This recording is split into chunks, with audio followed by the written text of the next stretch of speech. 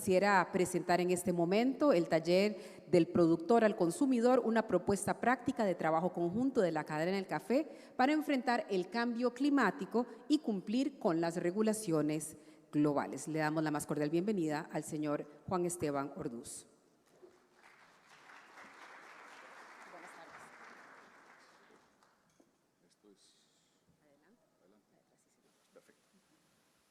Buenas tardes.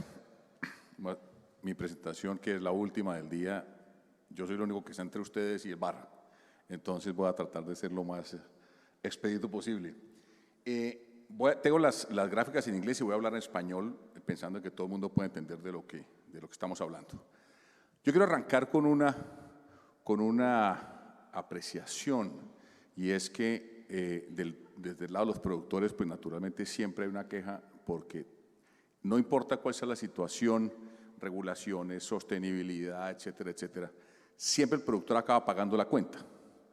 Y cuando el precio sube ligeramente, uno oye a los traders, a los tostadores diciéndole, y esto no es un tema de criticar ni de ser confrontacional, ¿cómo? Aquí hubo un rally, esto subió 20 centavos, subió 15 centavos, tienen que estar felices todos.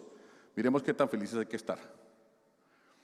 Si uno cogiera, ustedes saben que en Colombia tenemos el Jeep famoso Willys que se usa para la zona cafetera, y hay una medida de carga que se llama el Jeepao, que es el café que uno puede meter dentro de un Jeep. Miremos qué le pasa a un cafetero si la moneda fuera bultos de café o libras de café. ¿Cuál sería la capacidad adquisitiva de un cafetero? Entonces nos pusimos a hacer un ejercicio en la oficina. Digo, bueno, cojamos el año 1982. ¿Por qué ese año? Ese fue el año en el cual se suscribió el último contrato que contenía cuotas económicas en la Organización Internacional del Café, que como ustedes saben, eso se terminó en el año 89, cuando Estados Unidos se retiró. Ese año el precio promedio, digamos, estuvo alrededor de 1.30. Si uno cogiera ese precio promedio y simplemente dólares lo pusiera a valor presente, lo trajera a valor presente aquí a hoy, el café debería estar a 4,15 la libra. Entonces yo no sé de qué hay que estar felices. Cuando le dicen que el café subió a $2, tiene que estar feliz todo el mundo. ¿Dónde está la felicidad ahí? Repito, esto no es una charla de queja por el precio, sino es un poquito de contexto quiero llegar a cómo impacta todo esto lo que viene ahora en temas de regulación y sostenibilidad. Si uno cogiera un bien que uno va a comprar con una moneda y la moneda es el café, el famoso Jeep Willys, el famoso Jeepao. El Jeep básico en el año 82 se llamaba el CJ7. Para comprar ese Jeep uno necesitaba pagarlo con 8.200 libras de café. Eso es lo que costaba ese Jeep en esa moneda, el número de dólares que está ahí, $10.660. Vamos al 21. Si uno fuera a comprar, y esto es un errorcito, el 23, perdón, un errorcito. Si uno lo fuera a correr al año 2023, ese mismo Jeep le costaría 19.545 libras de café, si el café fuera la moneda. Si uno lo pone al día de hoy, pues le da un poquito más, porque estaba un poquito más alto estos días, ayer cuando hicimos la última slide, ayer o antier. Esto es para decir que a uno no se le puede olvidar nunca que el eslabón más débil de la cadena es el caficultor. Y no es un lamento, repito, y no me canso de subrayarlo. Yo creo que esa discusión de págueme más, y es que esto es injusto, eso no ha conducido ni va a conducir a nada. Por eso hablamos un poquito de, tratamos de buscar soluciones prácticas, porque lo que se viene ahorita con temas de sostenibilidad, con los temas de deforestación, regulaciones que van a seguir en Estados Unidos, y sin meterme en política de la velocidad dependerá de si gana Donald Trump o si gana Joe Biden, la velocidad a la cual se van a mover estas regulaciones, pues es un tema que es muy complejo de manejar para los productores. Entonces cojamos, y aquí quiero ilustrar un poquito la conversación que hemos tenido en el Foro Mundial de Productores, porque esto lo va a amarrar un poquito más allá. Algunos de ustedes conocerán el trabajo que ha hecho el Foro Mundial de Productores desde 2017, cuando nos reunimos en Bogotá, en Medellín, perdón, en Colombia. Y empezamos, digamos, la filosofía trasera no es que podamos cambiar el mercado, pero el diálogo sur-sur no está sucediendo, lo que llaman los politólogos el sur-sur. ¿Por qué? Porque los países productores no se hablaban entre sí. Si vamos a hacer gráficos, a raíz del Foro de Productores, yo en la vida me hablaba con los señores de AFCA, ni con ACRAM, ni con AYACO, ni con Bicofa. Nadie de los grupos de productores nos habla, que tal vez ni siquiera con Promecafé, muy poquito con Promecafé, y somos la Federación de Cafeteros en Colombia, que somos una organización, digamos, relativamente significativa en el mundo agrícola y el mundo cafetero. En esa discusión digo, bueno, ¿cómo levantamos un poquito, cómo llevamos esta discusión a ser más real? Entonces empezamos a trabajar, entre otros, con el profesor Jeffrey Sachs. ¿Por qué Jeffrey Sachs? Porque él es el hombre que ha estado liderando todo el tema de sostenibilidad en las Naciones Unidas y ha sido como el líder global de este tema. A raíz del Foro de Productores hicimos un primer estudio que se presentó el segundo foro en el año 2019 en Campinas, en Brasil. Y ese estudio trae un montón de conclusiones interesantes y se lo recomiendo mucho que se lo lean. El que quiera yo lo puedo mandar, se me olvidó ponerlo aquí en la presentación, pero es CSSI, uno pone en el Google CSSI Coffee, CCSI es Columbia Center for Sustainable Investments, y Coffee, y ahí le aparece el estudio. En español y en inglés están ambos. Y ahí hicimos una cantidad de discusiones. Entonces, por ejemplo, ahí dice cosas que los productores no podemos decir, como por ejemplo, los productores demasiado pequeños no son viables. Eso decirlo es muy difícil en un país productor, pero es verdad. Cuando usa un productor de una hectárea, es muy difícil que sea viable por sí mismo. Hay que buscar cómo asociarse, cómo trabajar juntos, y eso confirma, digamos, toda esta discusión que hemos venido teniendo. Hay que asociarse de las diferentes maneras, cada país verá cómo lo hace, etcétera, pero solos eso no funciona. Otra de las cosas que propuso el profesor Sachs, o digamos que porque hicimos ese trabajo conjunto, debería haber un fondo que le ayude, no estamos hablando de regulación europea en ese entonces, que contribuya a que los productores puedan tomar las medidas para mitigar y adaptarse al cambio climático. Y un fondo, digamos, un fondo no competitivo con recursos de la industria, él lo estimaba en unos 10 mil millones de dólares, perdón, los billones es en inglés, 10 mil millones de dólares. Naturalmente, pues sabíamos de antemano que la industria iba a decir que no iba a poner plata, porque digamos, yo personalmente soy escéptico de las buenas intenciones de la industria en general, porque en la mayor parte de los casos ponen 3 pesos, generan unos buenos titulares y realmente no hay un impacto de verdad. Y en general, y cuando se habla de collective action, esa es una expresión, tal vez le decía yo a Vanucia Noguera hablando ayer, yo cuando digo collective action me pongo nervioso porque esa es la forma de decir que nadie va a hacer nada. Collective action, nadie sabe quién es responsable. Es como si nombremos un comité para resolver cada problema. Nadie sabe quién responde. Y todo ha sido collective action en toda esta discusión. Todos discutimos, todos hablamos, hacemos paneles, hacemos toda clase de cosas y realmente no pasa nada. Hicimos ese trabajo y lo presentamos en Campinas y hemos venido trabajando un siguiente paso porque, digamos, tratando de ser prácticos. Esto no es solamente un problema de precio, aquí hay un problema en que los países productores, y esto lo estamos viendo con el tema de la regulación europea, porque los fuerzan los consumidores, porque es una realidad en los países, lo que uno quiera poner, en el fondo no importa mucho la razón en este momento, lo que importa es, hay una cantidad de acciones que hay que tomar, pero no sabemos tomarlas. Entonces, ¿qué nos pasa en los países productores? A unos más que a otros, depende de la estructura que tengan. Que aparece cualquier actor con $1 millón, dice, es que yo quiero hacer tal cosa en tal comunidad, y la comunidad que hizo el país que dice, sí, claro, mientras me dé plata, lo que digan. No hay prioridades, no hay políticas públicas, o sea, no hay unas prioridades claras en los países, porque no hay como un sistema, no se ha sistematizado, no se ha estructurado la discusión cafetera al interior de los países. ¿Qué quiero decir con eso? El precio es una parte del problema, pero no es todo el problema. Y voy a ser gráfico y no quiero poner ninguna compañía, pero para ilustrar el punto, si en Colombia o en Angola o en Honduras el caficultor no tiene títulos de su tierra, eso no es culpa de Starbucks ni de Nestlé. Si no tiene pensión no es culpa de Starbucks ni de Nestlé ni de JD, de ninguno. Es culpa de nuestras propias políticas públicas. Entonces, ¿qué estamos haciendo nosotros también para manejar este tema? Y a veces nos obligan desde afuera, a veces lo hacemos desde dentro por convicción, lo que uno quiera. Entonces, el trabajo que hemos venido haciendo ahora con ese equipo, montamos un equipo interesante con la Universidad de Columbia, las Naciones Unidas y la Universidad de Oxford. ¿Y por qué la Universidad de Oxford? Porque ellos diseñaron una metodología que entre otras se usa en Costa Rica y se usa en Colombia, que es una cosa que se llama, digamos, una medición que se llama el Oxford Poverty Human Index, que es digamos, la medición de pobreza multidimensional. Y la lógica atrás de esto es, uno no es pobre porque tenga poquita caja, o no solo porque tenga poquita caja. A uno le pueden dar más recursos, pero si no tiene una escuela cerca no puede educar a los hijos. Así tenga más plata en la mano. Y si hay un hospital o una clínica cerca no tiene salud.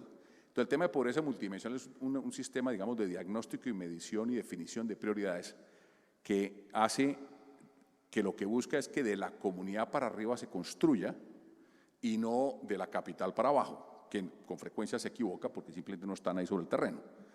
Esa fue la metodología, entre otras cosas, que usó el presidente de Colombia, Juan Manuel Santos, en la definición de las zonas afectadas por el conflicto y los planes de desarrollo para las zonas más violentas, con la comunidad trabajando y trabajando hacia arriba. Si quedó bien o quedó mal, digamos, una discusión que tampoco viene al caso, pero es la metodología la que queremos hacer. Y eso es lo que hemos venido trabajando, es una cosa práctica. ¿Y qué quiere decir eso?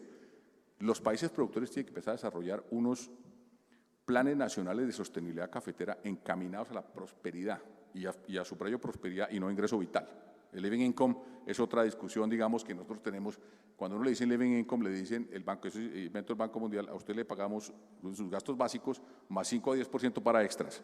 En una reunión que estamos de la OIC, sector público-privado, yo hice la pregunta a gente, estamos ahí de las diferentes compañías.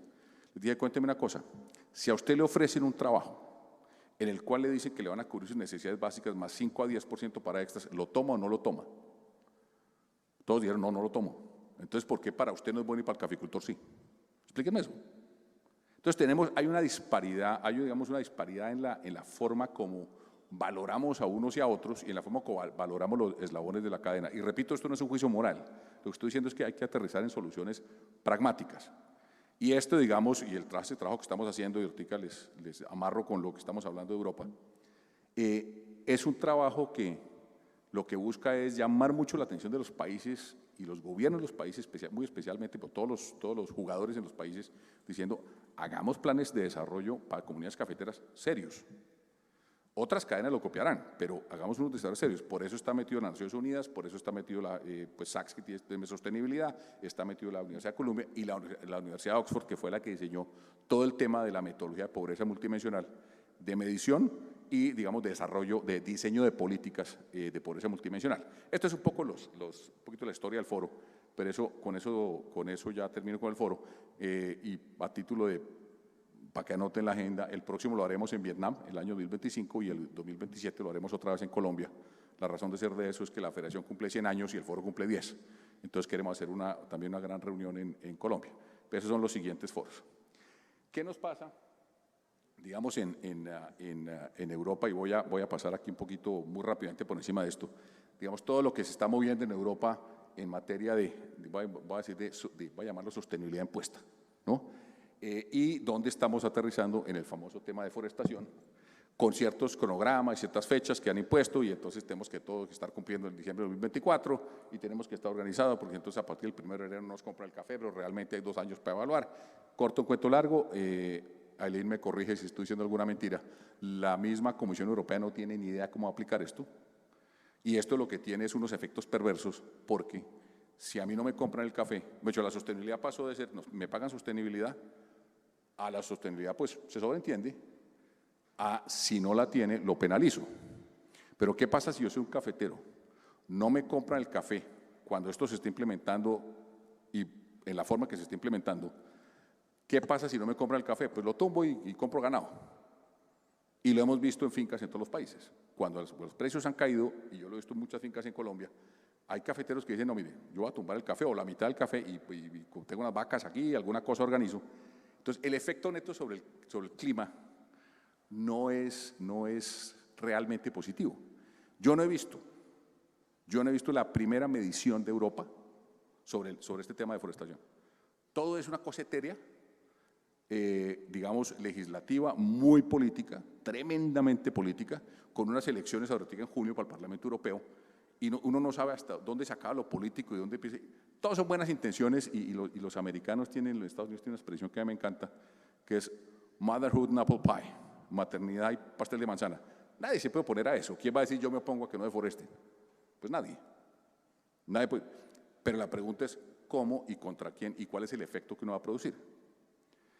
¿Quién va a pagar, digamos, de todo este tema que está pasando aquí, la debida diligencia? Eso se resuelve, la tecnología lo resuelve, los jugadores lo resuelven, etcétera.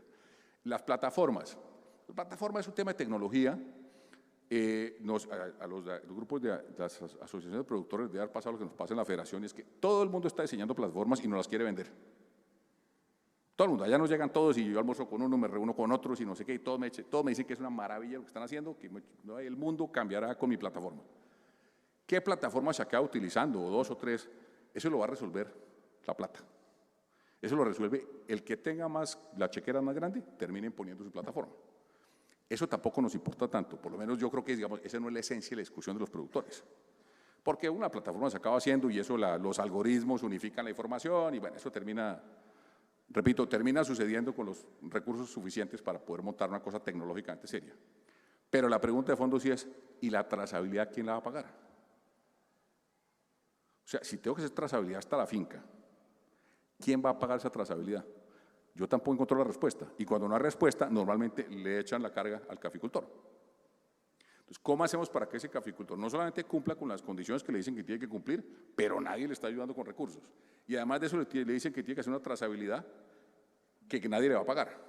Esa es otra forma de destruir valor, porque ustedes los que están en el trade de café saben que cuando uno le hace trazabilidad a un café, como eso cuesta una plata, uno cobra más y le pagan más. Esto, como es una trazabilidad impuesta, digamos, no va a generar más, no va a generar, digamos, un recurso adicional para el cafetero. Entonces, de alguna forma está destruyendo valor. Como está destruyendo valor, las nuevas, digamos, modalidades voy a llamarlo ¿cómo se llama? Responsible sourcing, de suministro responsable. Ahora, cada trader tiene su mecánica de suministro responsable, o arranco por atrás.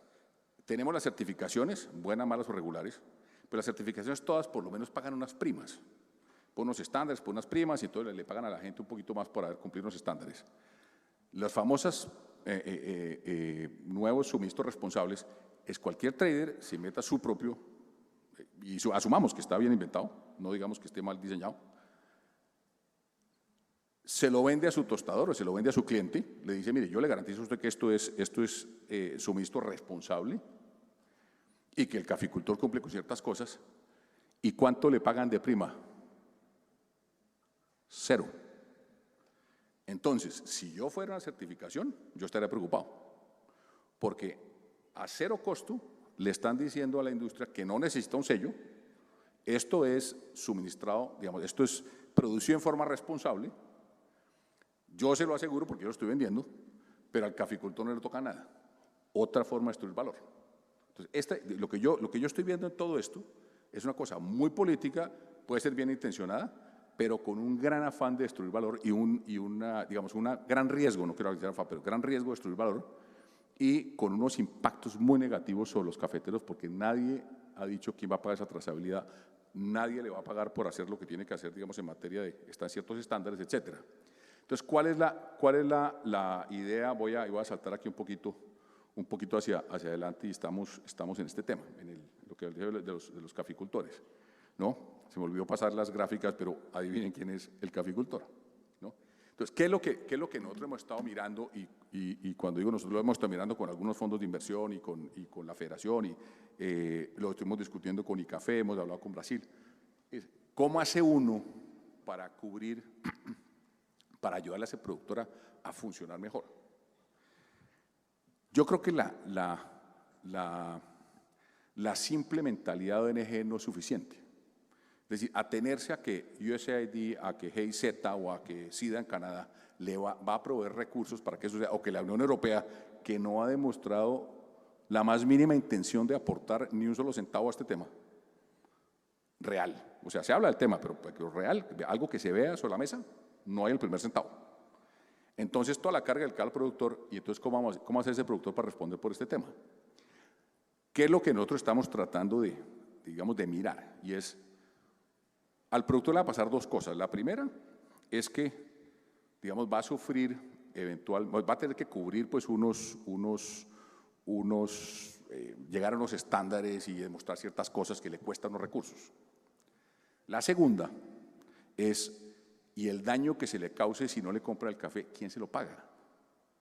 Porque eso es sostenibilidad impuesta. Yo no quiero, fue una cosa confrontacional, pero es que me llama la atención que me lo dijo, y lo digo porque él no tiene problema que lo diga, en David Neumann en una conversación dijo, esto es neocolonialismo puro. ¿Cómo así que ahora nos imponen a nosotros que paguemos el daño que ellos hicieron? Eso es muy político y yo entiendo que no conduce a nada ese debate, eso eterniza el debate. Pero busquemos soluciones. Todo el mundo habla del problema, pero nadie habla de soluciones. Entonces, ¿qué es lo que yo creo que, y hablando como productor, repito, el proceso tiene otra serie de retos, pero hablando como productores, ¿cómo hacemos que el productor pueda acceder, digamos, a los estándares que tiene que acceder para poder asegurar que su café se lo compren? Una. Dos, si no se lo compran, ¿cómo hacemos para compensarle el daño que le causaron?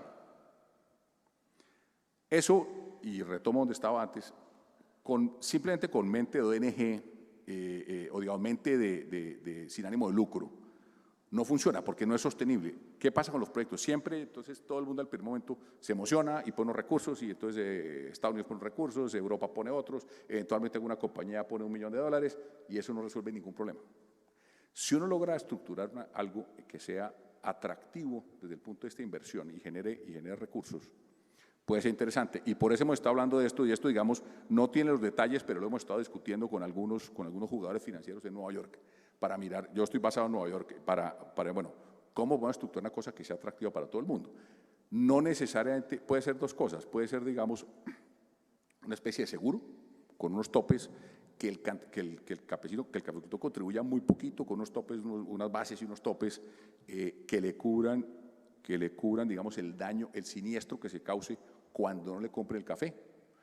O puede ser una forma de crear un fondo que, en forma más o menos similar, este es un poquito distinto, pero más o menos similar, le permita, digamos, subir a los estándares que tiene que subir, cumplir con los estándares que tiene que cumplir y conseguir los recursos para eso. Eso tiene un montón de formas. Una forma es de donaciones y lo que llaman grants y todas esas cosas, pero otra es, si esto es un modelo financieramente atractivo para inversionistas, puede ser interesante, como forma de seguro, por ejemplo, de algo similar a un seguro. Eso tiene un montón de más discusiones, pues como lo puse ahí un poquito, está más enunciado que cualquier otra cosa, pero pues, ¿quién puede participar en eso? Los multilaterales, un Banco Mundial, un CAF, ya tuvimos una primera conversación con el Banco Mundial y en principio informalmente interesados, la CAF está interesada, dice, este modelo me suena, desarrollémoslo a ver qué podemos lograr aquí. Y repito, lo que está en el centro de esto es que sea atractivo, que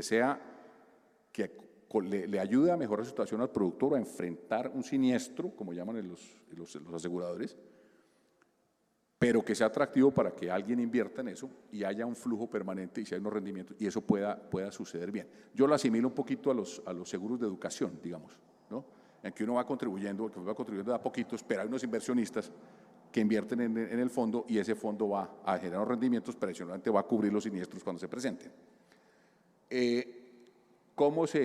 ¿Quiénes son? Pues está eventualmente la industria del café. Si es atractivo, yo no tengo expectativa de que la industria del café ni el trade de café se vuelva filantrópica mañana. No creo que suceda. Y repito, no es un juicio moral. Siempre digo, hoy conversaba con Aileen y le decía, todo el mundo hace lo que tiene que hacer en la cadena. El trabajo nuestro es proteger los intereses de los productores. Pero si esto es suficientemente interesante, alguna gente invertirá genuinamente por un interés de apoyar y otra gente invertirá porque reputacionalmente es bueno. Y hay que acordarse que, si ustedes lo han mirado, si no se lo recomiendo, en este momento está sucediendo la mayor transferencia de riqueza de la historia. Los boomers, la generación que más plata generó, están transfiriendo en este momento y en los próximos años $72 trillones a sus hijos. Nunca ha habido una transferencia tan grande de recursos en la historia. La mayor parte es en Estados Unidos, pero es en todo el mundo.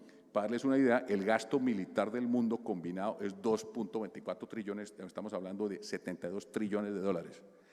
Y de esa gente que tiene entre 25 y 45 años, ellos quieren invertir, quieren seguir haciendo dinero, pero están preocupados por el impacto. Si este tipo de cosas son atractivos y con frecuencia están dispuestos, así como decía Mauretica, que hay gente que está dispuesta a pagar más, hay gente que está dispuesta a ganar menos. Y el retorno, y eso no es extraño hoy en día, es un retorno reputacional. Porque tengo un retorno un poco más bajo, pero yo puedo decir, yo estoy cumpliendo con esto, estoy contribuyendo a esto, estoy haciendo esto y de más allá. Algo de eso será greenwashing. Pero pues, ese es el mundo en que estamos. Entonces, ¿qué pasa si uno lo hace suficientemente atractivo para que uno pueda ayudar a los productores? Y repito, en la esencia de esto está cómo hacemos para que los productores tengan acceso a unos recursos repito, que les permitan a subir a los estándares que les están pidiendo o les ayude a cubrir el siniestro, cuando se cause el siniestro, digamos, en materia de seguros. Eso tiene que tener un esquema de gobernanza por los donantes muy bien montado. Ese es un tema, digamos, que también estamos discutiendo. ¿Cuál sería esa gobernanza? Y eso sería, estamos pensando algo similar a un organismo multilateral de tamaño moderado, ¿no? Y tenemos auditorías independientes, y una cosa súper bien estructurada con esa, digamos, que le dé tranquilidad al mercado y a quienes inviertan allí. Y también, en ciertos casos, si se estructura una forma de créditos, y retomo la conversación anterior, que estuvo muy interesante, es ¿y qué pasa si con los bonos de carbono, carbon credits, algo de esos créditos o algo de eso que el cafetero tenga que pagar, lo puede pagar? No es tan fácil por las limitaciones que tenemos con los árboles de café, pero con la tierra eventualmente, digamos, con el tema de carbono en la tierra, algo se puede lograr. Eso, los expertos sabrán de eso mucho más que yo no soy experto en eso, pero digamos que eso ha sido parte de la discusión. ¿Cómo haría ese caficultor para pagar en un momento dado? Y eso es una de las posibilidades que se podría mirar y que es en principio interesante para cierta gente que está en este tema. En eso pues ya eso no es ningún secreto. Cenicafé tiene unas investigaciones sobre eso, y Café tiene otras investigaciones sobre eso, en Brasil también hay investigaciones sobre ese tema, y lo estaba mirando, digamos, cómo se podría estructurar algo. Entonces, recogiendo un poquito lo que decía antes, y ese un poquito la propuesta práctica, lo que nosotros estamos proponiendo, digamos, voy a decir en nombre del Foro Mundial de Productores, que es una plataforma, no es una organización, no le paga sueldo a nadie, no nada de esas cosas, pero es una plataforma de diálogo donde estamos las asociaciones de productores, creemos un mecanismo que sea, le ayude al productor y que atraiga recursos de sectores, digamos, públicos y eventualmente sectores privados, los gobiernos sí pueden invertir también, pero que sea suficientemente interesante desde el punto de vista financiero para ser sostenible en el tiempo y no sea simplemente que alguien puso 20 millones de dólares, se acabaron los 20 millones y todo se quedó donde estaba o llegó a una situación peor. Esa es la propuesta, digamos, que estamos haciendo, en lo que estamos trabajando y que esperamos poder armar en los próximos meses y presentarlo en forma un poquito más estructurada cuando depuremos ciertas cosas. Muchas gracias. Ese es el